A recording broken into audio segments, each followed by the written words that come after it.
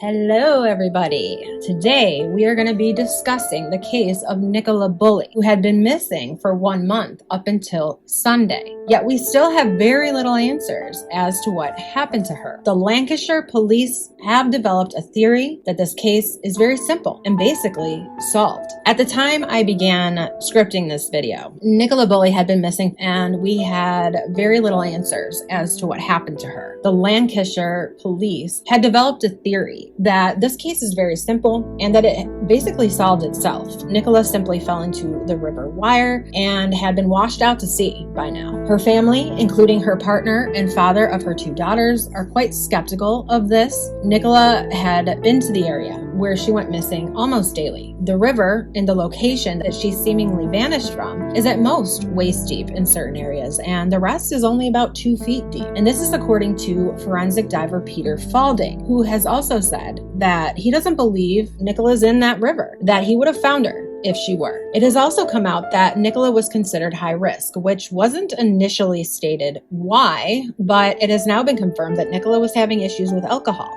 due to perimenopause symptoms that had become bothersome to her. This was a piece of information that Peter Falding and his team were not aware of at the time of their search, and he says that it makes a big difference in how the search would have been conducted had they known this. On January 10th of 2023, police and medics were summoned to Nicola's home for a welfare concern. This being just 17 days before her disappearance does seem to raise a red flag. So what happened to Nicola Bulley? Did she fall into the river, or did something else more sinister take place? Well, as I said, while I was compiling my video information, a body was found in the River Wire off of Rockcliffe Road. The body is believed to be Nicola, though no formal ID has been made public yet. But Grizzly True Crimes Gisela K, who's in contact with the family and friends of Nicola, was allowed to reveal that the family was told that it is in fact Nicola's body. The death has been listed as unexplained at this time, which is not unusual. The body has allegedly been in the water for 3 weeks now at the time she was recovered this past Sunday. So they're going to have to obviously perform an extensive autopsy to find out what happened. I have looked into everything that there is on this case so far, as well as keep up with the breaking news about this case. And as always, we are going to get into all of it right from the beginning.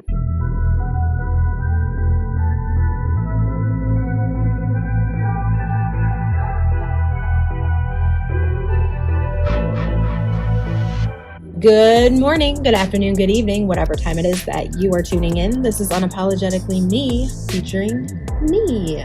No special guest, just me. How are you guys doing today? I hope you guys are having a good week. If you are new here, welcome. Thank you so much for clicking on this video. I hope that you find something educational about it. I hope you learn something from it. I hope that you enjoy the way it's put together. And if you do, go ahead and hit that like button. And if you feel the urge to subscribe, go ahead and do it. You can always change your mind on that later. For my current subscribers, thank you guys so much for all of your continued support on my channel. I appreciate you so much. Your comments, your likes, the engagement that we have together. I feel like I've built some friendships with some of you guys, and I love it, and I want more of it. So don't be shy in that comment section below. All right, let's get on to the case. Nicola Bulley, or Nikki as she was known, was a 45-year-old mother of 2, living with her 2 daughters and her partner, Paul Ansell, in the small village of Inskip, located in Lancashire, England.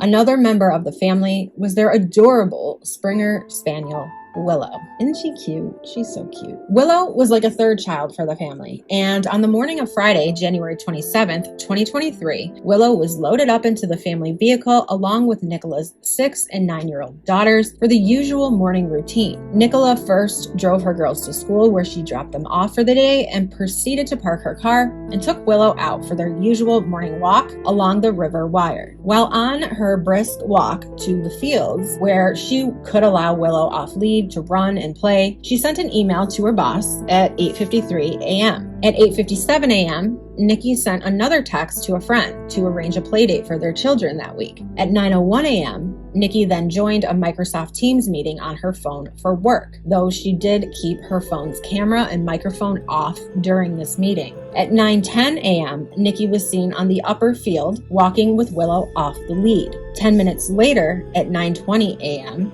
Nikki's phone was believed to be in the vicinity of a riverside bench in the lower field. 9:30 a.m., the Microsoft Teams meeting was ended by its host, and then at 9:33 a.m., a passerby noticed Nicola's phone still connected to the meeting on that same bench. Willow was found alone near the bench. Her harness was found on the ground between the bench and the river. Nicola?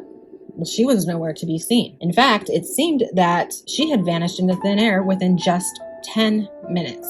The first person who came across Nikki's phone sitting on the bench and Willow roaming free by herself off lead is a woman by the name of Penny. At about the same time Penny notices the phone sitting on the bench, another dog walker by the name of Ron claims to have walked by and noticed the phone sitting there as well. His first thought, he said, was that Nicola may have gone to the toilet, but he says he continued to walk, and as he was walking, he got a suspicion that something wasn't right.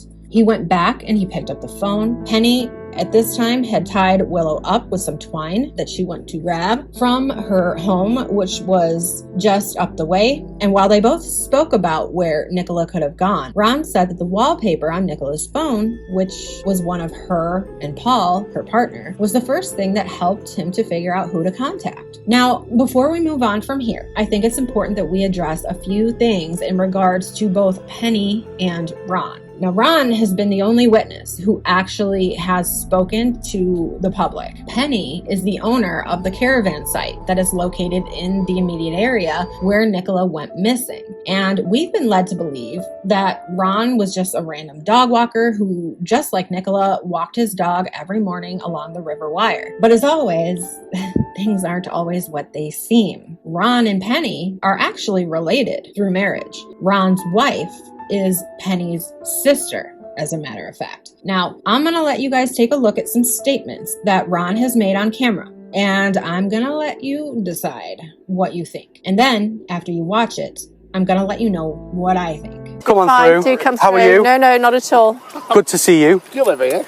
Well, it has been like that. So you actually saw the phone, is that right? Yeah. You saw the phone that Friday morning? Yes. Yeah, and that was around, was it after 9:30? I gave a full statement to the police with the exact time because my wife's telephone call had the time on it, so but I've given a full statement to the police. Was it just on the bench, or? Pardon? Was it just on the bench? The phone? Yeah. How's the last 3 weeks been? Each day something new comes out, doesn't it? Yeah. You know? But, Now, first of all, I think this meeting was set up. I don't think they happened to be there as if they were meeting randomly. And the man speaking to Ron even slips up and says, well, you first told me. But I remember you actually telling me when you saw the phone, the lead and Willow, you were like, okay, I'm going to keep an eye on it because something doesn't feel right. I thought somebody had gone to the toilet in the... that would have been my first. I got to about this red brick building here, and I thought this is not right. And that would suggest that they talked before this meeting. So when was that? I mean, obviously they have spoken prior to this. Another thing I noticed was that it seemed that Ron was really anxious to get away from this interview. He also seemed to be really tripping over his words and stuttering. I might even say he seemed to be panicking over what he was about to say and what he had said at one point. But then he brings up Penny. Then there was a conversation, but my wife was trying to ring me, I was trying to ring her. Penny had rung my wife to say that she'd fastened the dog up that was... And Penny was the lady who actually spotted Willow initially and saw the phone but didn't know what was going on with the phone. That's right, yes. Yeah. And then after that, what happened? Well, what were the next steps? Then it was just a progression of things happening, He says Penny called his wife to tell her that she had tied up the dog Willow. Why would she do that? And while this is going on, Ron's just carrying on his walk. He then says that when he gets to the red brick building, that's when he decides that something isn't right. So let me get this straight.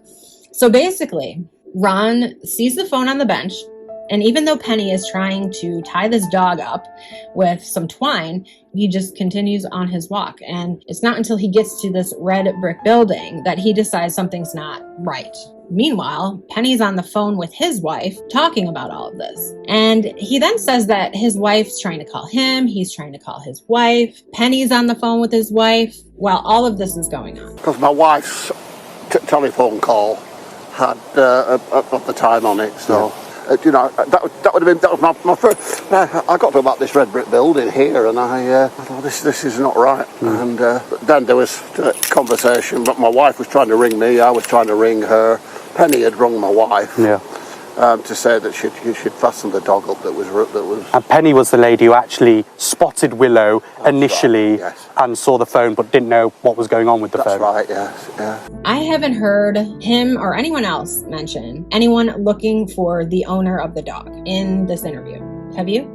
Ron says that he doesn't know Nicola, and then he says, well, he knows her face as well as Paul's face because he has seen them. He has seen the two owners of Willow, walking Willow, but he doesn't know their names. You knew who Nicola was? No, I didn't. Oh, you knew the Willow, that was it, wasn't it? You knew Willow. I knew I'd seen both the owners of Willow walking this dog in the past, but whilst I knew them by face, like I know your face, I didn't know the name. Now, I'm just going to throw out there that the village of Inskip has under 1,000 people living there. So essentially, everybody knew everybody. And Nicola was well known and well liked from what I've gathered from other witness statements that I've read and statements from friends and family. So why the disconnect? They both walk their dogs there every morning at the exact same time. No doubt they've had conversations, even if they're brief. And, no doubt both their dogs are off lead in that same field that they played together, sniffed each other. And what do you do when you're walking your dog and another dog and your dogs are hitting it off? You're talking to the other dog walker. You're going to introduce yourself at some point. And this is something that she did all the time, every day. Of course, this is all speculation, but I have a dog and I know how dog walking works. I also live in a town that has almost 50,000 people in it, and I can recognize who the regulars are that walk their dog at the same time as me, and many of them I know their names and the names of their dogs. So this is just weird to me that he says this. Found out because of the wallpaper on the phone.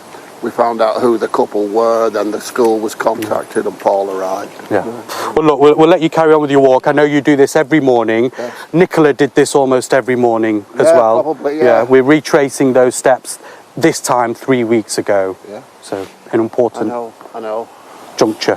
Why is this man so adamant that we do not think he actually knew who Nicola was? When the guy interviewing him says, now you knew her, right away, no, I didn't. You knew who Nicola was? No, I didn't. Okay, calm down, sir. I'm just asking. Also, I just want to say before we go on that I'm not trying to build any type of conspiracy here or throw anyone under the bus by accusing them of anything. I just find it very odd that people that most likely knew Nicola by name are pretending that they didn't. Let's move on. So the man interviewing Ron, I'm sorry, I knew his name, but I forget it and I don't want to stop to go look it up. He doesn't pick up on this at all, but you can almost hear the instant that Ron realizes he screwed up, because after that he's a bumbling mess and really looks to want to get the hell out of there.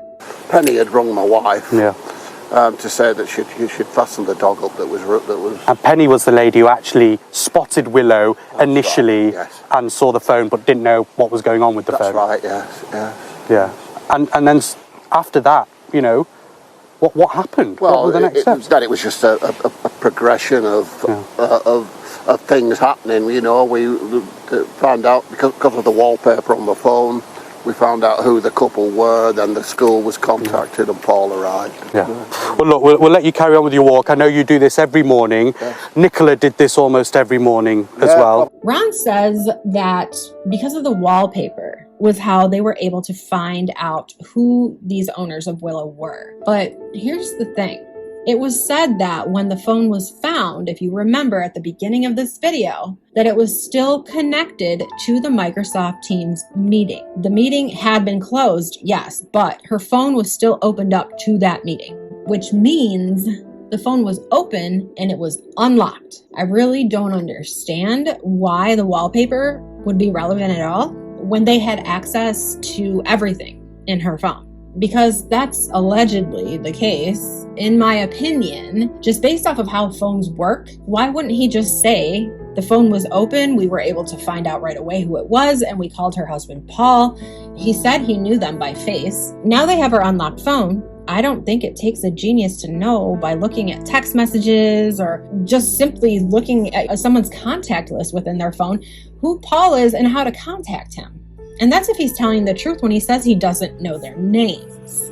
And we're going to get to that in a minute. So the wallpaper he's speaking of would be on the lock screen. Okay, Ron. So then what did you do with the phone?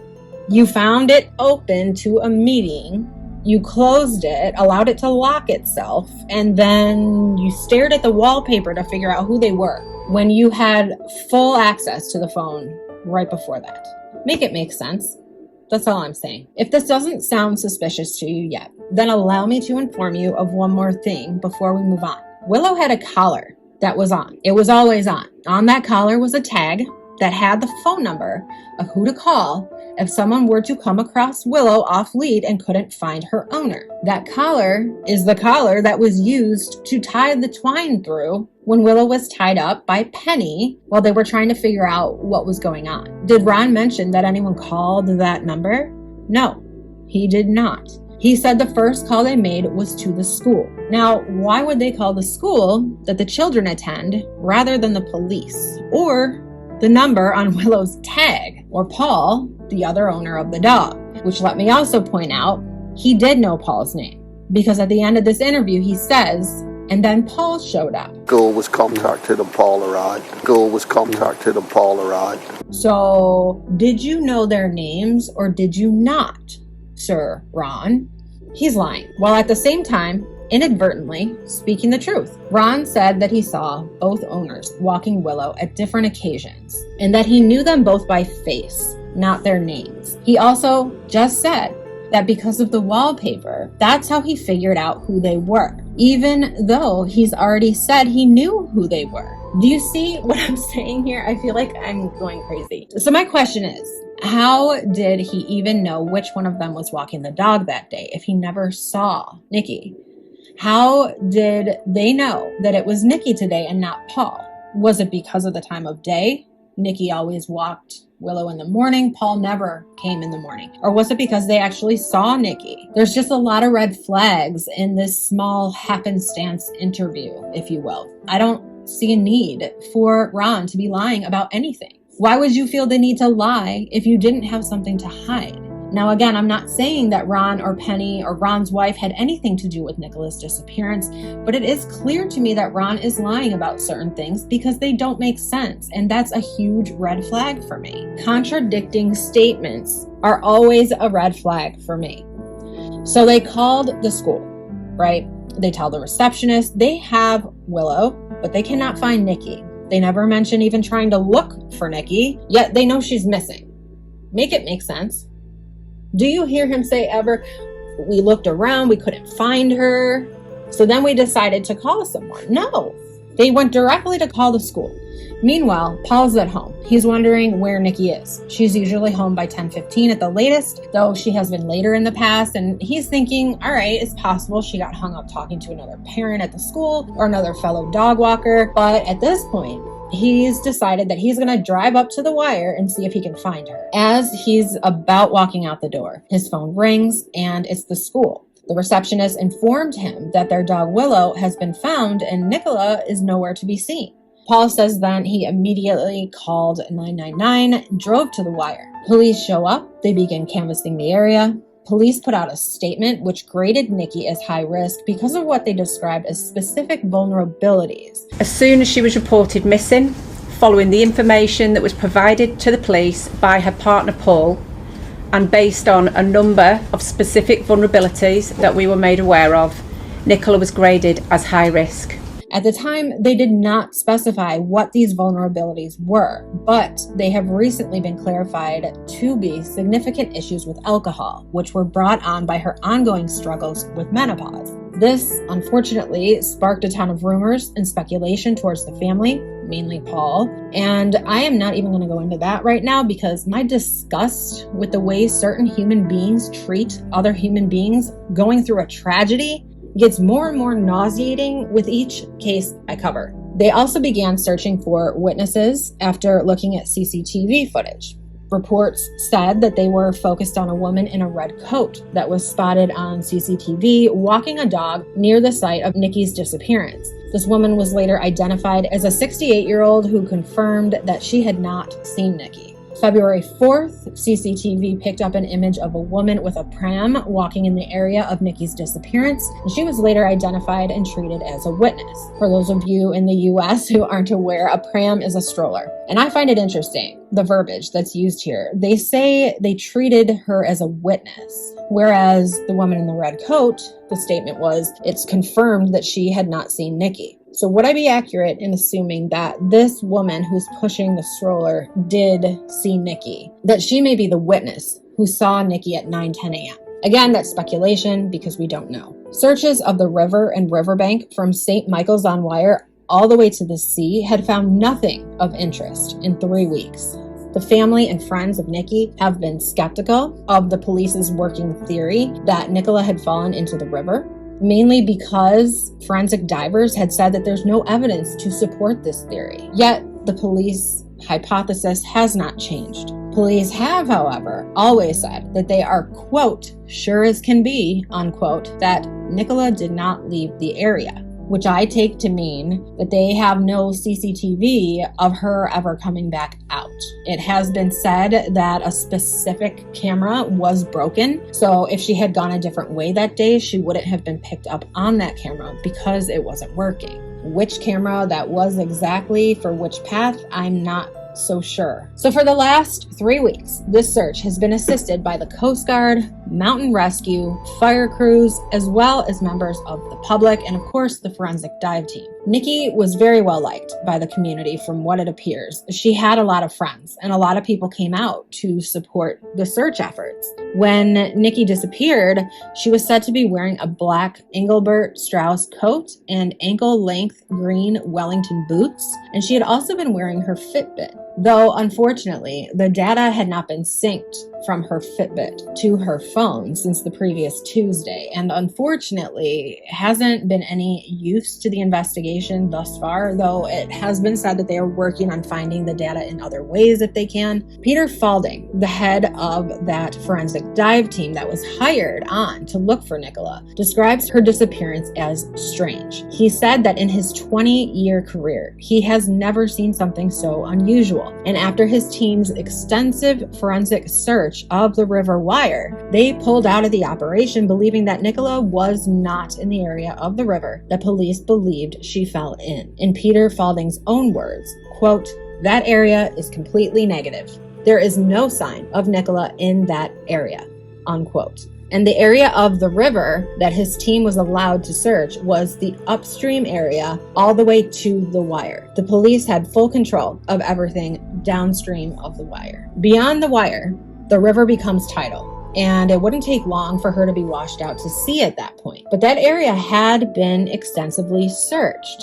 Yet, on this past Sunday morning at around 11:30 a.m. England time, 2 dog walkers discovered a body in the River Wire along Rawcliffe Road. This location is about 1.5 miles downstream from where Nicola disappeared. The body was found in some underbrush, and while it hasn't been publicly confirmed, as I said earlier, according to the family, the body has been said to them that it is in fact Nicola. So, while we wait for public confirmation, what do we think so far?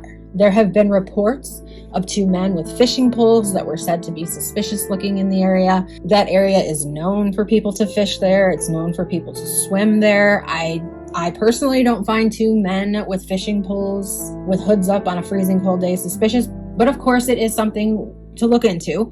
We want to look into everything. But the police have said nothing more about these men. There's also been a red van that's been brought up.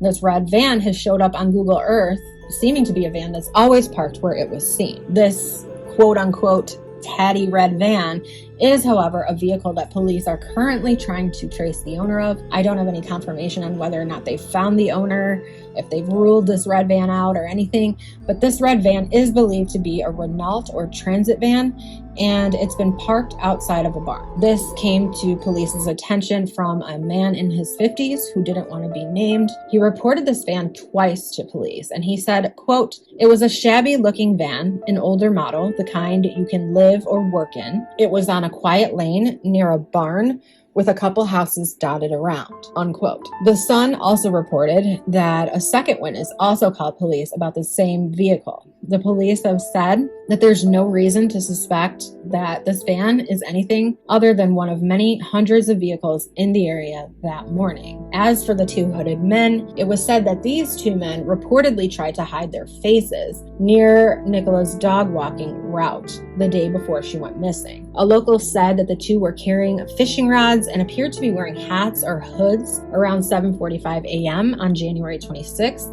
The witness said that it was very strange and that it made him uneasy. He said he saw one of the men the following day but didn't think anything about it until Nicola's disappearance was made public. The search and investigation was extended after this to cover not just January 27th, but the day before, January 26th as well. Another thing that has come out is that 17 days prior to Nicola's disappearance, there was a medical welfare check done at Nikki's house regarding Nikki herself. We really don't have anything more than that. It's been said that Nikki was having issues with alcohol and that she had kind of gotten out of that and then recently had started back up again. And it's been said that the reason for her drinking was that she was struggling with some hormonal changes due to perimenopause. But again, other than that, we don't know anything more. Paul has really been under fire. His Pinterest account has even been hacked just the other day, where people put a bunch of explicit photos of women trying to paint this picture of Paul being not an upstanding man, to put it lightly. When Paul was contacted by the school, the receptionist said, quote, "It's a bit of a weird one, but we found Willow and Nikki's phone on the bench and the harness halfway down the embankment on the floor," unquote. That is exactly what the school receptionist said to Paul when she called him to inform him his partner was missing. And I'm sure the receptionist was shocked by the news, but, well, never mind. I'm not even going to read into that because I already have my suspicions and I don't believe that the school receptionist has anything to do with this. But I do think that's a weird way to say it. But again, she very well could have been like, this is crazy. When it comes to the river wire, it's been said that it's only about waist deep in most of the areas and overall quite shallow in the specific area that Peter Falding's forensic dive team was told to search, only about 2 feet deep in most areas. Paul and his family, as well as Nicola's friends, have believed that the phone and the harness could have been decoys. And they say decoys, and I say planted. The phone may have been planted on the bench and the harness planted halfway down the embankment to make it look like she fell into the river. Peter Falding has said from the start that he believes that the police made a mistake in ruling her disappearance as not criminal right off the bat, because any forensic value that may have been on that riverbank or anywhere else in that area has been lost. The area was never closed off to the public. It should have been immediately treated as an abduction or a crime scene. And I've said this before in other videos, and I don't know why police are not learning their lessons here, but once a scene has been tampered with, either on purpose or by accident, it's done. It's always best to be safe and to preserve a scene and any evidence that may be there. Once you got other people trampling around a crime scene, it's pointless. We talked about the CCTV footage or cameras of some sort, that they cover 2 of the 3 major paths leading to the section of river where police think Nicola fell in. Now, if Nicola had taken her normal route, she would have appeared on film, but she did not. My question is, was this the broken camera?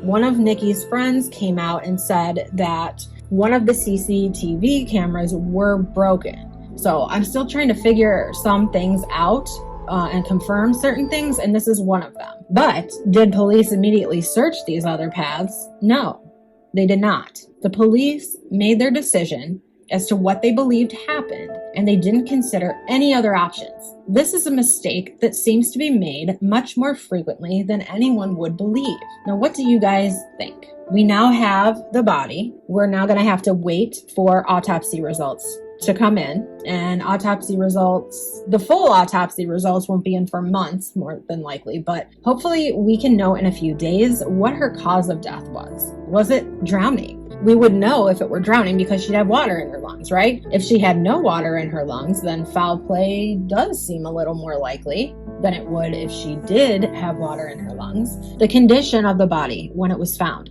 did it look like it had been in the water for 3 weeks?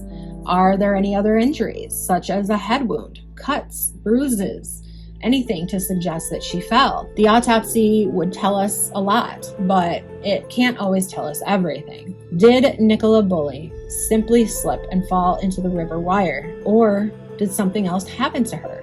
Is it possible that her body has been placed off of Rockcliffe Road sometime after the search had been conducted? Or is it possible that, being human, searchers missed her? We have to see how this case unfolds, but I definitely have my questions. The one thing I think we need to remember is that she walked this area every day. Another thing, she had a Springer Spaniel, and this dog enjoyed the water. If Willow's owner fell into the river, would Willow jump in after her? Obviously, I can't answer that question because I don't know her dog, but I do know that Willow was bone dry when she was found. So the family would probably know better than I would whether or not Willow was the type of dog who would have jumped in after her owner. But whether or not she would have, she didn't that day. Thank you guys so much for listening, watching, returning. If you learned something about this video, or you agreed with anything about this video, or you think I put it together decently enough,